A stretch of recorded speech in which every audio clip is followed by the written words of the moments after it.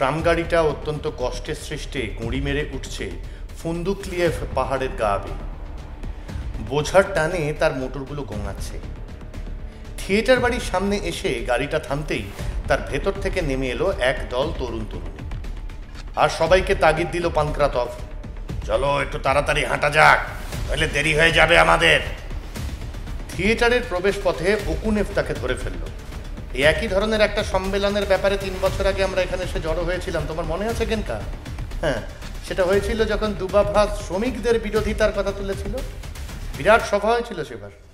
আজ রাত্রে আবার ওর সঙ্গেই আমাদের বোঝাপড়া করতে হবে। প্রবেশপত্র দেখিয়ে তারা হল ঘরে ঢোকার পর পানক্রাতভ তার কথার জবাবে বলল, একই জায়গায় ইতিহাসের পুনরাবৃত্তি হচ্ছে দেখছি। তাদের চুপ করিয়ে দিল সবাই হিস হিস শব্দ করে। সম্মেলনের সান্ধ্য অধিবেশন শুরু হয়ে গেছে। সামনেই যে চেয়ার পেল সেখানেই বসে পড়ল তারা দুজনে। বক্তৃতা মঞ্চের ওপরে দাঁড়িয়ে একজন তরুণী সভাকে উদ্দেশ্য করে বক্তৃতা দিচ্ছে। ঠিক মুহূর্তে এসে গেছি আমরা, এবার চুপ করে বসে শোনো তোমার গিন্নি কি বলছে। ফিসফিসিয়ে বলল পানক্রাতভ, ওকুনেভের পাঁজরায় একটা খোঁচা মেরে। এই আলোচনায় আমরা যে অনেকখানি সময় আর উদ্যম ব্যয় করেছি সে কথা ঠিক, কিন্তু আমার মনে হয় এর থেকে আমরা সবাই শিখেওছি অনেক কিছু। আমাদের সংগঠনে ট্রটস্কিপন্থীদের যে হার হয়েছে এটা লক্ষ্য করে আজ আমরা সকলেই খুব আনন্দিত। তাদের বলতে দেওয়া হয়নি এই অভিযোগ তারা আনতে পারবে না, বরং নিজেদের মতামত প্রকাশ করার পূর্ণ সুযোগ তারা পেয়েছে। বাস্তবিক পক্ষে তাদের মত প্রকাশের যে স্বাধীনতা আমরা দিয়েছিলাম তারা সেটার অপব্যবহার করেছে এবং কতকগুলি ক্ষেত্রে অত্যন্ত স্থূলভাবে তারা পার্টির শৃঙ্খলা ভঙ্গ করেছে। উত্তেজিত হয়ে উঠেছে তালিয়া। বক্তৃতা দেবার সময় সে যেভাবে বারবার তার চোখের ওপর এসে পড়া একগোছা চুল পেছনে ছড়িয়ে ছড়িয়ে দিচ্ছে, তাই দেখি তার উত্তেজনাটা বোঝা যায়। মফস্বলের বহু কমরেড এখানে বক্তৃতা দিয়েছে এবং তারা প্রত্যেকেই ট্রটস্কিপন্থীদের কাজকর্মের পদ্ধতি সম্বন্ধে কিছু না কিছু বলেছে। এই সম্মেলনে বেশ কিছু সংখ্যক ট্রটস্কিপন্থী উপস্থিত আছে। মফস্বলের পার্টি সংগঠনগুলি তাদের ইচ্ছে করি এখানে পাঠিয়েছে যাতে এই শহর পার্টি সম্মেলনে আর একবার তাদের বক্তব্য শোনবার সুযোগ আমরা পাই। এই সুযোগের পূর্ণ সদ্ব্যবহার যদি তারা না করে তাহলে সেটা আমাদের দোষ নয়। স্পষ্টই বোঝা যাচ্ছে জেলাগুলিতে আর তাদের নিজেদের সেলগুলিতে সম্পূর্ণভাবে হেরে যাবার ফলে কিছু শিক্ষা তাদের হয়েছে। মাত্র গতকাল তারা যা যা বলেছে এই সম্মেলনে ফের দাঁড়িয়ে উঠে সেই সব কথা আবার বলবার মতো জোর তাদের আছে বলে মনে হয় না। এইখানে হলঘরের ডান দিকের কোণ থেকে একটা রুক্ষ গলা তালিয়াকে বাধা দিল। আমরা এখনো আমাদের বক্তব্য বলিনি। গলার শটটা যেদিক থেকে এসেছিল সেদিকে ফিরে তাকিয়ে তালিয়া বলল, ঠিক আছে তো বাবা, এখনই এখানে উঠে এসে বলো তোমার যে বলবার আছে, আমরা শুনবো। দুবাভা ক্রোধ গম্ভীর চোখে ফিরে তাকালো তালিয়ার দিকে। রাগে কুঁচকে গেছে তার ঠোঁট দুটো। চেঁচিয়ে পাল্টা জবাব দিল সে, সময় এলেই বলবো আমরা। আগের দিন নিজের জেলায় যে তার দারুণ হার হয়েছে সে কথাটা মনে পড়ল তার। ঘটনার স্মৃতিটা এখনো তাকে খোঁচাচ্ছে। হলের মধ্যে একটা মৃদু গুঞ্জন ধ্বনি উঠল। পানক্রাতভ আর নিজেকে সামলাতে না পেরে চেঁচিয়ে উঠল, ফের বুঝি পার্টিকে একটা ধাক্কা মারার চেষ্টায় আছো? হ্যাঁ? দুবাভা গলার স্বরটা চিনতে পারলো, কিন্তু ফিরে তাকালো না সেদিকে। নিচের ঠোঁটটা শুধু দাঁত দিয়ে কামড়ে ধরে মাথাটা নামিয়ে দিল। তালিয়া বলে চলল, ট্রটস্কিপন্থীরা যে কিভাবে পার্টির শৃঙ্খলা ভাঙে দুবাভা নিজেই তার একটা উল্লেখযোগ্য উদাহরণ। কমসোমলে সে দীর্ঘদিন কাজ করেছে। আমাদের অনেকেই তাকে জানে, তাকে চেনে, বিশেষ করে অস্ত্রাগারের কর্মীরা। খারকভের কমিউনিস্ট বিশ্ববিদ্যালয়ের ছাত্র সে। তা সত্ত্বেও সে যে গত 3 সপ্তাহ ধরে এখানে শুমস্কির সঙ্গে রয়েছে তাও আমরা সবাই জানি। বিশ্ববিদ্যালয়ে তার ক্লাস চলতে থাকার মাঝামাঝি সময়ে সে কিসের টানে এখানে এসেছে? শহরের এমন কোনো পাড়া বাকি নেই যেখানে ওরা দুজন বক্তৃতা না করে বেরিয়েছে। এ কথা অবশ্য ঠিক যে গত কয়েকদিনে শুমস্কির বুদ্ধিশুদ্ধি যে খানিকটা ফিরে এসেছে তার লক্ষণ দেখা যাচ্ছে। ওদের এখানে পাঠিয়েছে কারা? ওরা ছাড়াও অন্য কতকগুলি সংগঠন থেকেও বেশ কিছু ট্রটস্কিপন্থী এসেছে। এরা সকলেই এখানে আগে কোনো না কোনো সময় কাজ করেছে। এবারে ওরা ফিরে এসেছে পার্টির মধ্যে গন্ডগোল পাকিয়ে তোলবার জন্য। ওদের পার্টি সংগঠনগুলো কি জানে না যে তাদের অবস্থানটা কি? নিশ্চয়ই না। সম্মেলনে উপস্থিত সবাই আশা করছিল যে ট্রটস্কিপন্থীরা এগিয়ে এসে তাদের ভুল ভ্রান্তি স্বীকার করবে। এটা তাদের করতে রাজি করাবার আশা নিয়ে তালিয়া আন্তরিক আবেদন জানালো। সে সরাসরি তাদের উদ্দেশ্য করে বলল, যেন ঘরোয়া কোনো বিতর্কে কমরেড সুলভ ভঙ্গিতেই বলছে, এই থিয়েটার ঘরে 3 বছর আগে দুবাভা আমাদের কাছে সেই আগেকার শ্রমিকদের বিরোধিতার কথাটা তুলেছিল, মনে পড়ছে? সেবারে কি বলেছিল সে মনে আছে তো? পার্টি ঝান্ডাকে আমরা কখনো আমাদের মুঠি থেকে খুলে পড়ে যেতে দেব না। কিন্তু 3 বছর যেতে না যেতেই দুবাভা ঠিক সেই কাজটাই করেছে। হ্যাঁ, আমি আবার বলছি, পার্টি ঝান্ডাকে সে তার মুঠো থেকে খুলে পড়ে যেতে দিয়েছে। এখনই সে বলেছে আমরা এখনো আমাদের বক্তব্য বলিনি। এর থেকেই বোঝা যাচ্ছে যে সে আর তার সহযোগী ট্রটস্কিপন্থীরা আরো কিছু দূর যেতে চায়। পেছন দিকের আসনগুলো থেকে একটা গলার স্বর শোনা গেল, হাওয়াটা কোন দিকে বইছে সে সম্বন্ধে তুফতাই আমাদের কিছু বলুক, সেই তো ওদের আবহতত্ত্ববিদ। ক্রোধ বিরক্ত কতকগুলো গলায়ের জবাব এলো, বাজে রসিকতা করার সময় এটা নয়।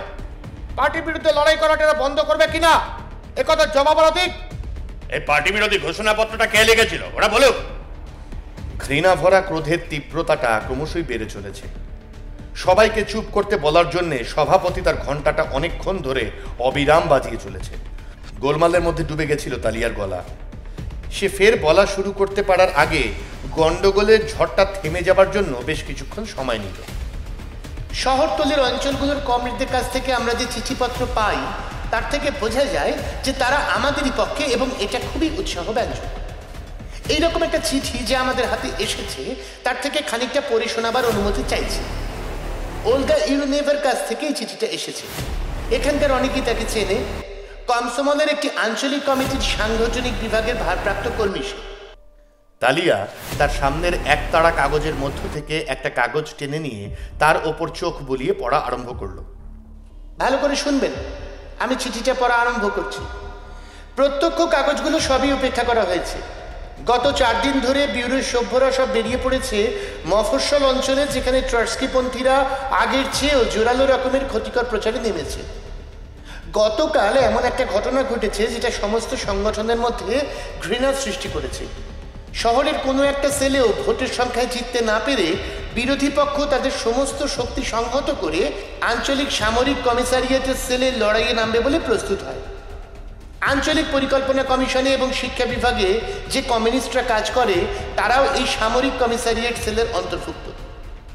এই সেলে 42 জন সভ্য আছে, কিন্তু ট্রটস্কিপন্থীরা সবাই এখানে জোট বেঁধে এসে জড়ো হয়। এই সভায় যেরকম সব পার্টি বিরোধী বক্তৃতা করা হয়েছে সেরকমটি এর আগে আর আমরা কখনো শুনিনি। সামরিক কমিশনারিয়েটের সভ্যদের মধ্য থেকে একজন উঠে সরাসরি বলল, পার্টি সংগঠন যদি আমাদের কথা না মেনে নেয় তাহলে আমরা সেটাকে ভেঙে চুরমার করে দেবো। বিরোধী পক্ষের সবাই তার এই কথায় হাততালি দিয়ে সমর্থন জানালো।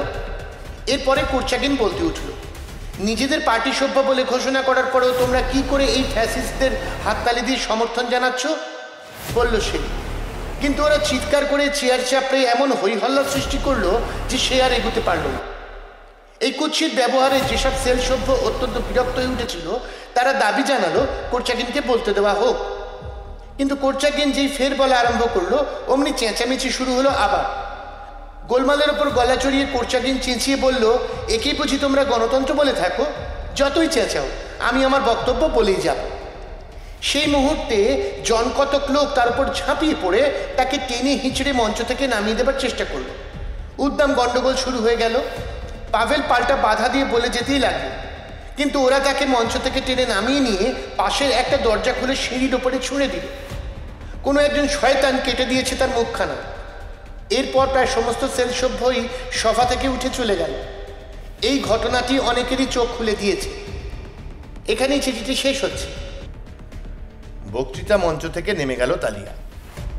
সেগাল গত 2 মাস থেকে জেলা পার্টি কমিটির প্রচার আন্দোলন বিভাগের ভারপ্রাপ্ত। সে সভাপতি মণ্ডলীর জায়গায় তোকারভের পাশেই বসে আছে। প্রতিনিধিদের বক্তৃতাগুলো মনোযোগের সঙ্গে শুনছে। এতক্ষণ পর্যন্ত সম্মেলনের উদ্দেশ্যে বক্তৃতা দিয়েছে শুধু তরুণরাই, যারা এখনো রয়েছে কমসমল সংগঠনের মধ্যে। গত কয়েক বছরে এরা কত পরিণত হয়ে উঠেছে ভাবছিল সেগাল। তোকারভের কাছে সে মন্তব্য করল, বিরোধী পক্ষ ইতিমধ্যেই খুব জোর মার খেতে লেগেছে, এখনো তো তবু তোপ কামান দাগা শুরু হয়নি। অল্প বয়সীরাই ট্রটস্কিপন্থীদের ঘায়েল করে তুলেছে। ঠিক সেই মুহূর্তে তুফতা লাফিয়ে উঠে এলো মঞ্চে। সংক্ষিপ্ত একটা হাসির আওয়াজ আর তার বিরুদ্ধতার একটা উচ্চকিত গুঞ্জনধ্বনি উঠল সঙ্গে সঙ্গে। এই ধরনের অভ্যর্থনা পেয়ে তুফতা প্রতিবাদ জানানোর জন্য ঘুরে দাঁড়ালো সভাপতি মণ্ডলীর দিকে, কিন্তু ততক্ষণে হলঘরটা শান্ত হয়ে এসেছে।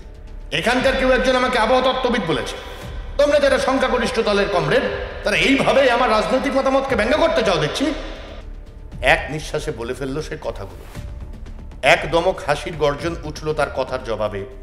ক্রোধ বিরক্তির সঙ্গে তুফতা সভাপতির কাছে আবেদন জানালো, তোমরা হাসতে পারো, কিন্তু আমি আরেকবার বলছি তোমাদের, তরুণরাই হচ্ছে আবহাওয়ার দিক নির্দেশ। লেনিন একাধিকবার কথা বলেছেন। এক মুহূর্তে নিস্তব্ধ হয়ে গেল হলঘর। কি বলেছেন লেনিন? শ্রোতাদের মধ্য থেকে আওয়াজ উঠল। তুফতা কিছুটা সজীব হয়ে উঠল। অক্টোবর অভ্যুত্থানের জন্য যখন প্রস্তুতি চলেছে তখন শ্রমিক শ্রেণীর দৃঢ়মানা তরুণদের ঐক্যবদ্ধ আর সশস্ত্র করে তুলে জাহাজিদের সঙ্গে সবচেয়ে গুরুত্বপূর্ণ অঞ্চলগুলিতে তাদের পাঠাবার জন্য লেনিন নির্দেশ দিয়েছিল। যদি চাও তাহলে সেই জায়গাটা পড়ে শোনাতে পারি, বিভিন্ন কার্ডে আমার সমস্ত উদ্ধৃতিগুলো টোকা আছে। তুফতা তার চামড়ার থলেটার মধ্যে হাত চালিয়ে দিল। থাক থাক, ঠিক আছে, আমরা জানি কথাটা, কিন্তু লেনিন ঐক্য সম্বন্ধে কি লিখেছেন? আর পার্টি শৃঙ্খলা সম্বন্ধে? লেনিন আবার কোন কালে প্রবীণ পার্টি নেতাদের বিরুদ্ধে তরুণদের লাগিয়েছেন? চিন্তার খেই হারিয়ে তুফতা চট করে আরেকটা প্রসঙ্গে চলে এলো। লাগুতিনা এখনই ইউরেনেভার একটা চিঠি পড়ে শুনিয়েছে। তর্কাতর্কির সময় যদি একটু একটু বাড়াবাড়ি হয়ে যায় তাহলে তার জন্য আমাদের কৈফিয়ত দিতে হবে বলে আশা করা যায় না। শুমস্কির পাশে বসেছিল এৎসবেতায়েভ। দারুণ ক্রোধে হিসিয়ে বলে উঠল সে, মূর্খরাই নাক ঢোকাতে যায় সেখানে। হ্যাঁ হ্যাঁ, ফিসফিসিয়ে জবাব দিল শুমস্কি, আহম্মকটা আমাদের স্রেফ ডুবিয়ে ছাড়বে। তুফতার খ্যানখ্যানে চড়া পর্দার গলা শ্রোতাদের কানে যেন ঝাঁঝরা পিটিয়ে চলল। তোমরা যদি সংখ্যাগরিষ্ঠ উপদল সংগঠিত করে তুলতে পারো তাহলে আমাদেরও সংখ্যালঘু উপদল সংগঠিত করে তোলার অধিকার আছে। চেঁচামেচি শুরু হয়ে গেল হলঘরের মধ্যে। চারিদিক থেকে তুফতার উপরে ক্রুদ্ধ প্রশ্নের বৃষ্টি নামলো। এ আবার কি? ফের সেই বলশেভিক আর মেনশেভিকের বৃত্তান্ত? রাশিয়ান কমিউনিস্ট পার্টি পার্লামেন্ট নয়, ওরা মিয়াসনিকভ আর মার্তভ পর্যন্ত সকলেরই হয়ে কাজ করতে দেখছি। তুফতা তার দুই বাহু বিক্ষিপ্ত করলো যেন এখনই জলে ঝাঁপিয়ে পড়বে। তারপর দ্রুত গুলি ছোঁড়ার মতো করে দারুণ উত্তেজিত হয়ে পাল্টা জবাব দিয়ে চলল। হ্যাঁ, দল তৈরি করার স্বাধীনতা আমাদের নিশ্চয়ই থাকা চাই। তা নইলে আমরা যারা অন্যরকম মত পোষণ করি তারা কি করে এরকম একটা সংগঠিত সুশৃঙ্খল সংখ্যাগরিষ্ঠ দলের বিরুদ্ধে নিজেদের মতের সপক্ষে লড়াই চালাবো? হই হল্লাটা বেড়ে চলল। পানক্রাতভ উঠে দাঁড়িয়ে চিৎকার করে বলল, বলতে দাও একে, ওর কি বলার আছে সেটা আমাদের শোনা দরকার। অন্যেরা যেসব কথা না বলাটাই ভালো বলে মনে করবে, তুফতা হয়তো ঠিক সেই কথাগুলোই ফস করে বলে বসবে। শান্ত হয়ে এলো হলঘর। তুফতা বুঝতে পেরেছে যে বাড়াবাড়ি করে ফেলেছে সে। এই কথাটা বোধহয় তার এখনই বলা উচিত হয়নি। নিজের মনের কথাগুলোকে সে একেবারে হঠাৎ অন্যদিকে ঘুরিয়ে দিয়ে একসঙ্গে অনেকগুলো কথা দ্রুত উচ্চারণে বলে নিয়ে বক্তব্য শেষ করলো। তোমরা অবশ্য আমাদের পার্টি থেকে বের করে দিয়ে এক ধাক্কায় উল্টে ফেলে দিতে পারো, এই ধরনের ব্যাপার তো শুরু হয়েই গেছে। ইতিমধ্যেই তোমরা আমাকে কমসোমালের প্রাদেশিক কমিটি থেকে সরিয়ে দিয়েছ, কিন্তু তাতে কিছু যাবে আসবে না। শিগগিরই দেখা যাবে কাদের কথাটা ঠিক। এই বলেই সে মঞ্চ থেকে লাফিয়ে হলের মধ্যে নেমে গেল। এৎসবেতায়েভ একটা চিরকুট চালান করে দিল দুবাভার দিকে। মিতিয়াই, এরপর তুমি বলতে ওঠো। তাতে অবশ্য অবস্থার কিছুমাত্র পরিবর্তন হবে না। স্পষ্টই দেখা যাচ্ছে এখানে আমরা নিতান্তই ঘায়েল হয়ে গেছি। তুফতাটাকে আমাদের সামলাতেই হবে। ও একটা নিরেট মুখ্যু আর বক্তৃতার ধোঁয়ায় ভরা ফানুস মাত্র। দুবাভা বলতে চেয়ে অনুরোধ জানালো এবং সঙ্গে সঙ্গে অনুমতি দেওয়া হলো। মঞ্চের ওপরে সে উঠতেই হলঘরে একটা প্রত্যাশার নিস্তব্ধতা নেমে এলো। কেউ বক্তৃতা শুরু করার আগে সাধারণত যে নিস্তব্ধতা নামে এটা তাই, কিন্তু দুবাভার পক্ষে এই নিস্তব্ধতাটুকু প্রচ্ছন্ন বিরোধিতায় ভরা। সেল মিটিংগুলোয় সে যে উৎসাহ নিয়ে বক্তৃতা দিয়ে বেরিয়েছে তা এতক্ষণে কিছুটা মিয়ে এসেছে। দিনে দিনে তার উদ্দীপনাটা কমে এসেছে এবং নিদারুণ পরাজয়ের পর আর ভূতপূর্ব কমরেডদের কাছ থেকে কঠিন পাল্টা ঘা খাবার পর তার মনের অবস্থাটা এখন জলের ছিটে নেভানো আগুনের মতো। আহত আত্মাভিমানের জ্বালাভরা ধোঁয়ায় সে এখন আচ্ছন্ন হয়ে আছে। তার যে ভুল হয়েছে সে কথাটা গোয়ারের মতো অস্বীকার করতে চেয়ে তার মনের জ্বালাটা আরো বেড়ে গেছে। সরাসরি ঝাঁপ দেবে বলে স্থির করলো সে, যদিও সে জানে যে এর ফলে সংখ্যাগরিষ্ঠদের থেকে সে নিজেকে আরো বেশি বিচ্ছিন্ন করে ফেলবে। বলার সময় তার গলার আওয়াজটা শোনালো একঘেয়ে কিন্তু স্পষ্ট। দয়া করে আমাকে বলার সময় বাধা দিও না, কিংবা প্রশ্ন তুলে জেরা করে বিরক্ত করো না। আমি আমাদের মতামতটা সম্পূর্ণ খোলসা করে বলে নিতে চাই, যদিও আগে থেকেই জানি যে তাতে কিছুমাত্র ফল হবে না। তোমরাই সংখ্যায় বেশি।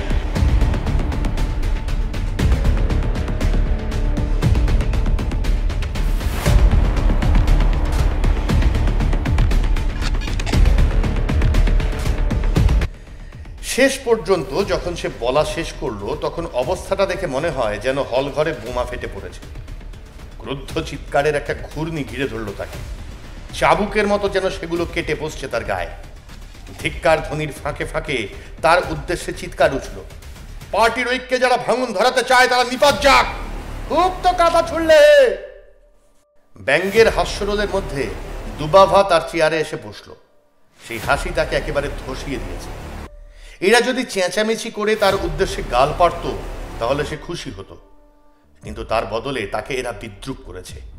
তৃতীয় শ্রেণীর কোনো অভিনেতার কৃত্রিম সুরে আবৃত্তি করতে গিয়ে গলা ভেঙে গেলে দর্শকরা যেমন বিদ্রূপ করে ওঠে, ঠিক সেই রকম। এবার শুমস্কি বলবে, ঘোষণা করলো সভাপতি। শুমস্কি উঠে দাঁড়ালো। আমি কিছু বলতে চাই না। এবার পেছনের সারি থেকে পানক্রাতভের গম্ভীর খাদের গলা গমগম করে উঠল, আমি বলতে চাই। তার গলার স্বরটা শুনেই দুবাভা বুঝেছে যে পানক্রাতভ মনে মনে উত্তেজনায় টকবক করছে। যখনই সে মর্মান্তিক অপমানিত বোধ করে, তখনই এই জাহাজের মাল খালাসিটির গভীর গলাটা এইরকম গম গম করে ওঠে। সামান্য একটু নুয়ে পড়া লম্বা মূর্তিটার দ্রুত পা ফেলে বক্তৃতা মঞ্চের দিকে এগিয়ে যাওয়াটা বিষণ্ণ গম্ভীর চোখে লক্ষ্য করতে করতে একটা অস্বস্তিতে ভরে উঠল দুবাভার মন। পানক্রাতভ কি বলবে তা সে জানে। আগের দিন সোলোমেনকায় পুরনো বন্ধুদের সঙ্গে সে যে আলোচনা বৈঠকে মিলিত হয়েছিল এবং তারা যে তাকে বিরোধী পক্ষের সঙ্গে সম্পর্ক ত্যাগ করার জন্যে নানা রকম যুক্তি দেখিয়েছিল, সে ঘটনাটা তার মনে পড়ল। তুকারেভের ঘরে তারা জড়ো হয়েছিল। তার সঙ্গে ছিল শুমস্কি আর এৎসবেতায়েভ। পানক্রাতভ, ওকুনেভ, তালিয়া, ভোলিনৎসেভ, জেলেনোভা, স্তারোভেরভ আর আকিলখিন উপস্থিত ছিল। ঐক্য পুনঃপ্রতিষ্ঠার এই চেষ্টায় একেবারেই কান দেয়নি দুবাভা। আলোচনার মাঝখানে এৎসবেতায়েভের সঙ্গে ঘর থেকে বেরিয়ে গিয়ে সে নিজের ভুলটাকে স্বীকার করার অনিচ্ছাটুকুও আরও প্রকট করে তুলেছিল। শুমস্কি থেকে গিয়েছিল, আর এখন সে বক্তৃতা দিতে অস্বীকার করে বসল। মেরুদণ্ডহীন বুদ্ধিজীবী, নিশ্চয়ই ওরা ওকে নিজেদের দলে টেনে নিয়েছে, ভাবল দুবাভা জ্বালা ভরা ক্ষোভের সঙ্গে। এই দিশেহারা লড়াইয়ে সে একে একে তার সমস্ত বন্ধুদের হারাচ্ছে। বিশ্ববিদ্যালয়ে জার্কির সঙ্গে তার বন্ধুত্বে ভাঙন ধরেছে। পার্টি ব্যুরোর একটা আলোচনা বৈঠকে জার্কি 46 জনের ঘোষণাপত্রটা তীব্র নিন্দা করেছিল এবং পরে সংঘর্ষটা আরো তীব্র হয়ে ওঠার সঙ্গে সঙ্গে সে দুবাভার সঙ্গে কথা বলা বন্ধ করে দিয়েছে। এরপরে জার্কি বার কয়েক আনার সঙ্গে দেখা করতে এসেছে। বছরখানেক হতে চলল আনা আর দুবাভার বিয়ে হয়েছে। ওরা আলাদা আলাদা ঘরে থাকে এবং আনা দুবাভার সঙ্গে একমত নয়। দুবাভার বিশ্বাস, আনার সঙ্গে তার সম্পর্কের মধ্যে ইদানিং যে বনিবনার অভাব দেখা দিয়েছে সেটা জার্কির ঘন ঘন যাতায়াতের ফলেই আরো বেড়ে গেছে। দুবাভা নিজের মনকে বিশেষ করে বুঝিয়েছে যে তার দিক থেকে এটা ঈর্ষা নয়। কিন্তু এই অবস্থায় জার্কির সঙ্গে আনার বন্ধুত্বটা দুবাভার মনের মধ্যে একটা অন্তর্দাহের সৃষ্টি করেছে। আনার সঙ্গে সে এ সম্বন্ধে কথা বলেছিল এবং তার ফলে এমন একটা দৃশ্যের অবতারণা হয়েছিল যার মধ্য দিয়ে তাদের সম্পর্কের উন্নতি ঘটেনি বিন্দু মাত্র। এই সম্মেলনে যোগ দেবার জন্য রওনা হবার আগে সে আনাকে বলে আসেনি যে কোথায় যাচ্ছে। তার মনের দ্রুত চিন্তায় বাধা পড়ল পানক্রাতভের বক্তৃতায়। কমরেড! বক্তা একেবারে মঞ্চের ধার ঘেঁষে এসে দাঁড়াতেই কথাটার উচ্চকিত আওয়াজ কানে এলো। 9 দিন ধরে আমরা বিরোধী দলের বক্তৃতা শুনেছি এবং খুব খোলাখুলি ভাবেই আমাকে বলতেই হবে যে তারা যা বলেছে সেটা মোটেই সহযোগী যোদ্ধা হিসেবে, বিপ্লবী হিসেবে, শ্রেণী সংগ্রামে আমাদের কমরেড হিসেবে বলেনি। তাদের বক্তৃতাগুলো শত্রুতা, নিদারুণ বিদ্বেষ আর মিথ্যার কুৎসায় ভরা। হ্যাঁ কমরেড, কুৎসাই গিয়েছে তারা। আমাদের বলশেভিকদের ওরা এমন ভাবে উপস্থিত করার চেষ্টা করেছে যেন আমরা পার্টির মধ্যে একটা জবরদস্তি রাজত্ব কায়েম করার পক্ষে, যেন আমরা এমন একদল লোক যারা শ্রেণী স্বার্থের প্রতি আর বিপ্লবের প্রতি বিশ্বাসঘাতকতা করেছে।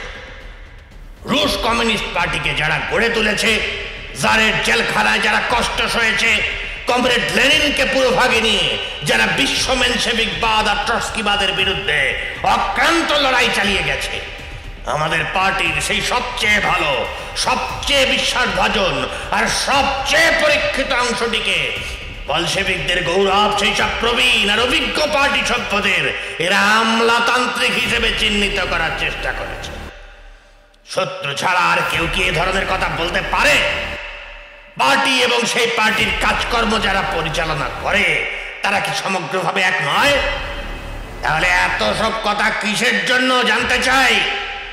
যেসব লোক লাল ফৌজের তরুণ সৈন্যদের তাদের কমান্ডার, কমিশনার আর ফৌজি সদর দপ্তরের বিরুদ্ধে উত্তেজিত করে তুলতে চায়, এবং এমন একটা সময় যখন তাদের দলটিকে শত্রু সৈন্যরা ঘিরে ধরেছে, তাহলে সেই সব লোককে কি বলা উচিত আমাদের?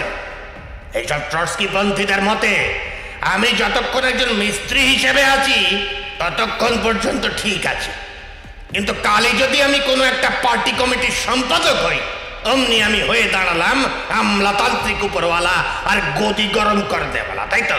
হ্যাঁ কমরেড, এটা কি একটু আশ্চর্যের ব্যাপার নয় যে এই আমলাতন্ত্রের বিরুদ্ধে আর গণতন্ত্রের সপক্ষে যারা লড়াই করছে, সেই বিরোধী পক্ষের মধ্যেই ধরা যাক তুফতার মতো একজন লোক আছে যাকে সম্প্রতি আমলাতান্ত্রিক বলে তার পদ থেকে অপসারিত করা হয়েছে, কিংবা হেজবেতায়েভ যে কিনা সোলোমেনকার লোকেদের কাছে তার গণতন্ত্রের জন্য সুপরিচিত, কিংবা আফানাসিয়েভ পোদলস্ক জেলায় কাজকর্ম পরিচালনার ব্যাপারে স্বেচ্ছাচারিতার জন্য যাকে তার পদ থেকে প্রাদেশিক কমিটি তিনবার অপসারিত করেছিল। দেখা যাচ্ছে পার্টি যাদের যাদের শাস্তি দিয়েছে তারাই সকলে মিলে পার্টির বিরুদ্ধে লড়াই করার জন্য একজোট হয়েছে। প্রবীণ বলশেভিকরা আমাদের ট্রটস্কির বলশেভিকবাদ সম্বন্ধে বলুন, বলশেভিকবাদের বিরুদ্ধে ট্রটস্কির লড়াইয়ের ইতিহাস এবং এক শিবির থেকে আরেক শিবিরে তার অনবরত দল পরিবর্তনের কথাটা আমাদের তরুণদের পক্ষে জেনে রাখাটা খুবই প্রয়োজনীয়। বিরোধী পক্ষের বিরুদ্ধে এই লড়াই আমাদের সাধারণ সভ্যদের ঐক্যবদ্ধ করে তুলেছে এবং মতাদর্শের দিক থেকে আমাদের তরুণদের শক্তিশালী করে তুলেছে। পেটি বুর্জুয়া ঝোঁকগুলির বিরুদ্ধে লড়াইয়ের মধ্য দিয়ে বলশেভিক পার্টি আর কমসমল ওড় খেয়ে খেয়ে ইস্পাতের মতো শক্ত হয়ে উঠেছে। বিরোধী পক্ষের হিস্টিরিয়াগ্রস্ত আতঙ্ক সৃষ্টিকারীরা ভবিষ্যৎবাণী করছে যে আমাদের অর্থনৈতিক এবং রাজনৈতিক ভিত সম্পূর্ণভাবে ধসে পড়বে। এইসব ভবিষ্যবাণীর মূল্য কতটুকু তা আগামী দিনই প্রমাণ করবে। এরা দাবি তুলেছে যে তোকায়েভ বা ওই রকম প্রবীণ বলশেভিকদের পেছনের সারিতে হটিয়ে দিয়ে আমাদের সেই জায়গায় এনে বসাতে হবে দুবাভার মতো কোনো সুবিধাবাদীকে, যে কিনা যখন যেদিকে হাওয়া বয় সেই দিকে পাল তুলে দেয়, এবং যে লোকটা পার্টির বিরুদ্ধে লড়াই করাটাকে একটা মস্ত বড় বীরত্বের কাজ বলে মনে করে। না কমরেড, এতে আমরা রাজি হতে পারি না। প্রবীণ বলশেভিকদের জায়গায় নতুন লোক আসবে ঠিকই, কিন্তু যখনই আমরা কোনো একটা বাধার বিরুদ্ধে লড়ছি, ঠিক সেই সময় এসে যারা তীব্রভাবে পার্টিকে আক্রমণ করে সেই সব লোককে আমরা তাদের জায়গায় এনে বসাতে পারি না। আমাদের এই মহান পার্টির ঐক্যে ভাঙন ধরতে দেব না আমরা। প্রবীণ আর তরুণ পার্টি কর্মীরা কখনো বিচ্ছিন্ন হবে না।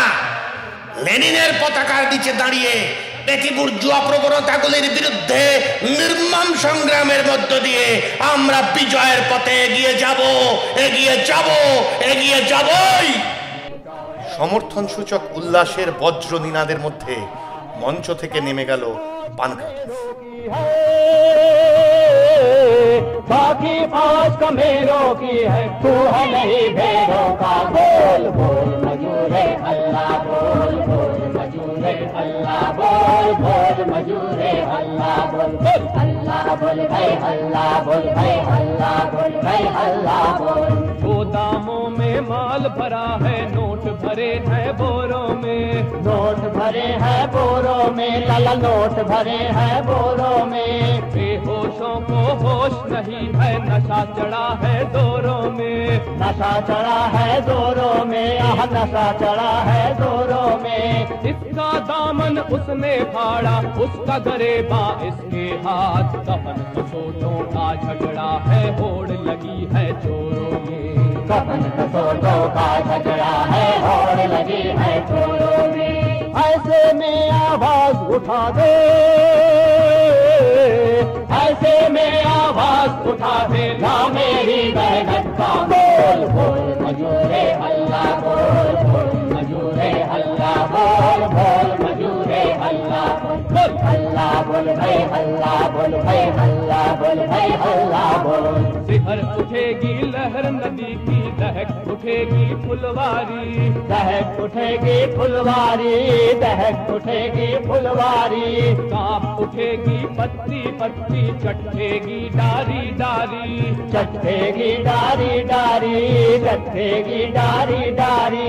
सरमाएदारों का पल में नशा हिरन हो जाएगा, आग लगेगी नंदन वन में, सुलग उठेगी हर क्यारी। आग लगेगी नंदन वन में, सुलग उठेगी हर क्यारी।